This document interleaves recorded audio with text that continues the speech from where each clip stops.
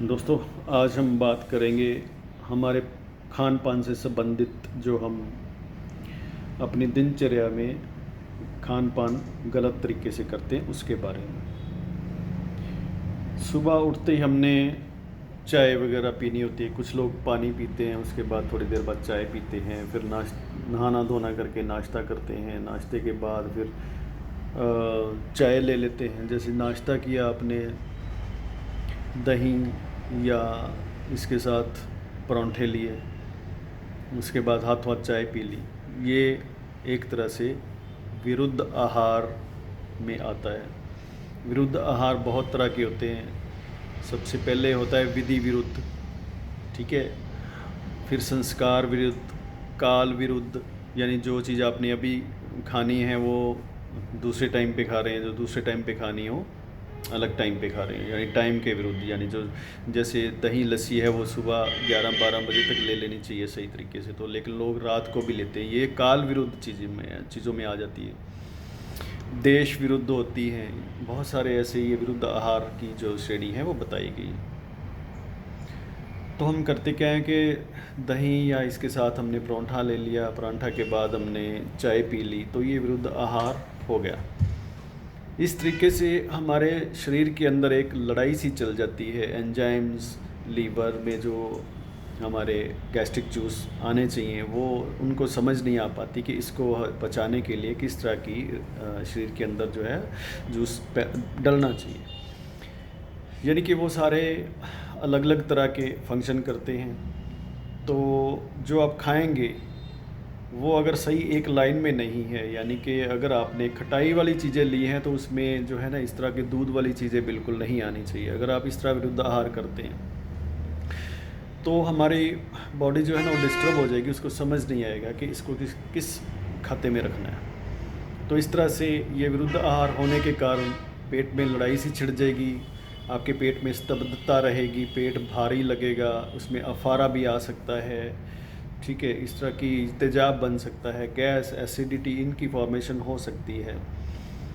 तो इसका जो है ना सबसे मैं मानता हूँ कि गलत जो हम करते हैं, सबसे गलत वो कैसे करते हैं। हम जैसे शादी में जाते हैं, किसी मैरिज में गए, वहाँ पे हम जाते हैं, एंट्री पे हमें जो मिल गया सबसे पहले आमतौर पर हम वही खा लेते हैं। जैसे हमने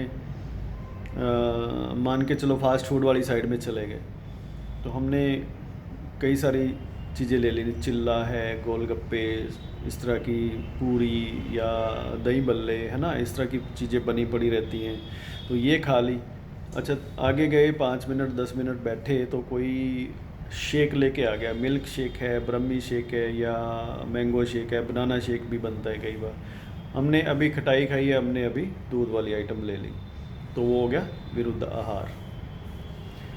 और अगर हमने जाते ही पहले कोई इस तरह की दूध वाली आइटम ले ली या कॉफ़ी ले ली, तो उसके बाद भी हम फ्रूट ले लेते हैं या फिर इस तरह का फास्ट फूड ले लेते हैं, तो वो भी विरुद्ध आहार हो गया।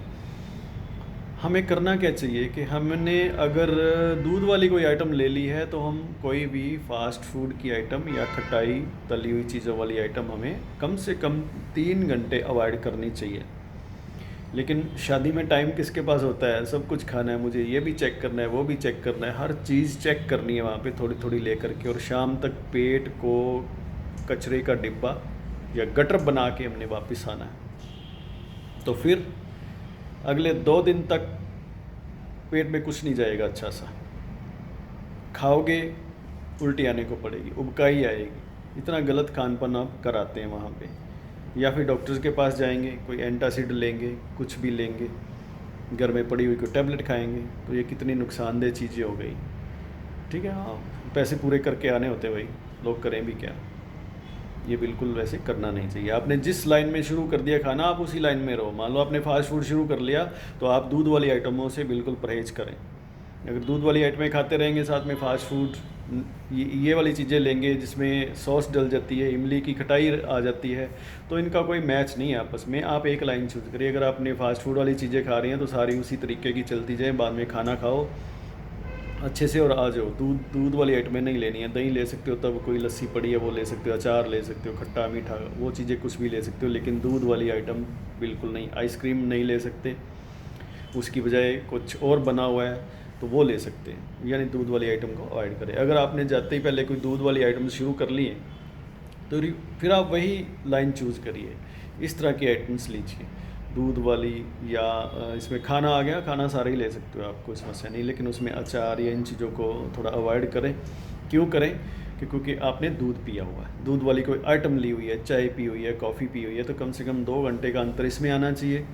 अगर आपने सीधा दूध लिया है, कोई मिल्क शेक लिया है, ठीक है, उसका और दही लस्सी इस तरह की खटाई सॉस या इमली वाली खटाई वाली चीज़ों का कम से कम उसमें 3 घंटे का अंतर आना चाहिए। इस तरीके से अगर आप इस चीज़ को फॉलो करते हैं अपनी दिनचर्या, तो एग्जांपल मैंने मैरिज की इसलिए दी कि आपको बेटर समझ आएगी हम कितना गलत कर देते हैं। तो घर में भी हम बहुत बार ऐसा ही करते हैं। अभी खाना खा के आ गए हैं, ऑफिस में आ गए, अपने काम पे चले गए, वहाँ पे किसी कोलीग ने कोई समोसे कचौड़ी ऐसा वैसा कुछ ऑर्डर कर दिया, वो खा लिया, ब्रेड आ रहे हैं वो खा लिए, थोड़ी देर बाद कुछ और आ रहा है, कोई फ्रूट आ गया, कोई चाय आ गई, कॉफ़ी आ गई, हमने पेट को शांत रहने ही नहीं देना। जबकि एक बार आपने खा लिया तो कम से कम 3 घंटे का उसमें अंतर आना चाहिए।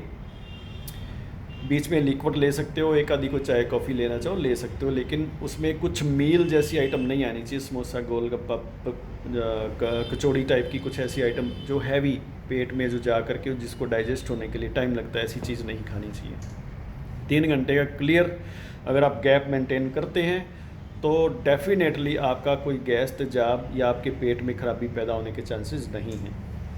तो कृपया इन चीज़ों को हमेशा अपने माइंड में रखिए, और रात को दही लस्सी या खटाई वाली चीज़ें बिल्कुल नहीं लेनी चाहिए, क्योंकि वो रात को पित्त भी पैदा करती हैं और कफ भी पैदा करती हैं। तो इन चीज़ों को हमेशा अवॉइड करें।